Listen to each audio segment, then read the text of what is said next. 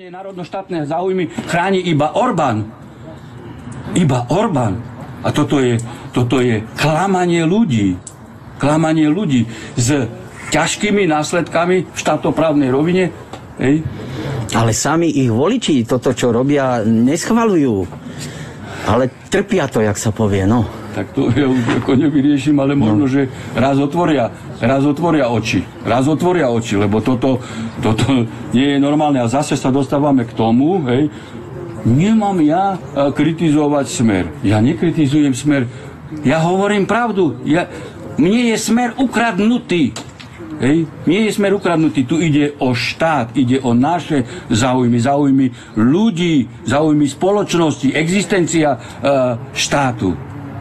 Veď keby konali v záujme občana, no tak by som kroky, ktoré sú takého charakteru, som x-krát chválil. Áno.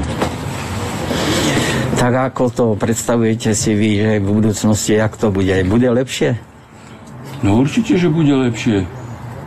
Lepšie. Nemôžeme byť pesimisti. Určite, že bude lepšie. Viete, otázka definitívneho konca banderovcom na Ukrajine, to je skutočne otázka krátkeho času.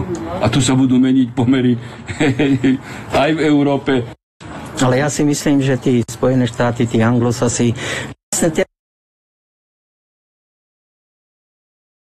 teraz takto vyhovujú, jak je to. A oni už pomaly chcú zapojiť, vidíte, aj z týchto slovanských vojakov do konfliktu. Oni idú podľa mňa, podľa plánu. Celá akcia na Ukrajine, to je zástupná vojna. To nie je vojna medzi Ruskom a Ukrajinou.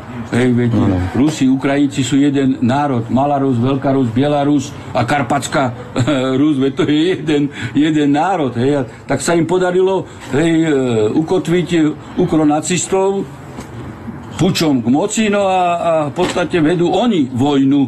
Oni už na samom začiatku? Oni vedú vojnu s Ruskom a celé NATO. Veď vidíme, že žoldneri na Ukrajine padajú a naraz sa liečia v Poľsku. Nie? Americký dôstojník naraz sa liečí v Poľsku. Však aj Prešove, a vôbec nebol na Ukrajine. Prešove, prečo idú stavať vojenskú nemocnicu?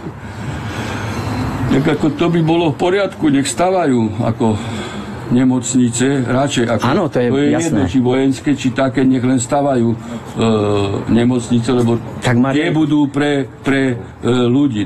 Tak mali normálnu nemocnicu, ne vojenskú, to už vzbudzuje podozrenie. V Bratislave nie sú schopní dokončiť nemocnicu a zase sme pri tom, lebo kradnú.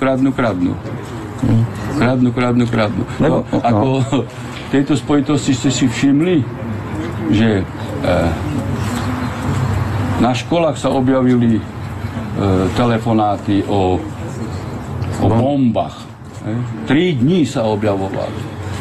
A potom som tak akože len jemne zaregistroval informáciu, že školské odbory žiadajú ministra vnútra, aby zabezpečil kamerové systémy do škôl. Všimli ste si to? A ako je to ako náhoda?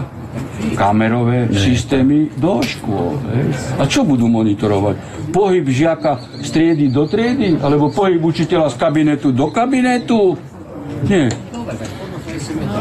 To len tak, že ako nie ani minister vnútra. Školské odbory žiadajú ministra. A o čo ide? Vypísať tender, 100 milióny, 200 milióny. Namiesto toho, aby tie peniaze dali učiteľom na platy, pretože je katastrofálna situácia. A vy, keď nemáte dobré vzdelanie, tak školy nevychovajú. Lekárov nevychovajú, vedcov nevychovajú, armádnych dôstojníkov. Tak my potrebujeme posilniť učiteľské kádre. No, oni tam nezarobia, lebo tie platy musia dať učiteľom. No tak tender, a nikto sa nepozastaví. Ani on nechcel tender. Školské odbory ho vyzvali. Tender.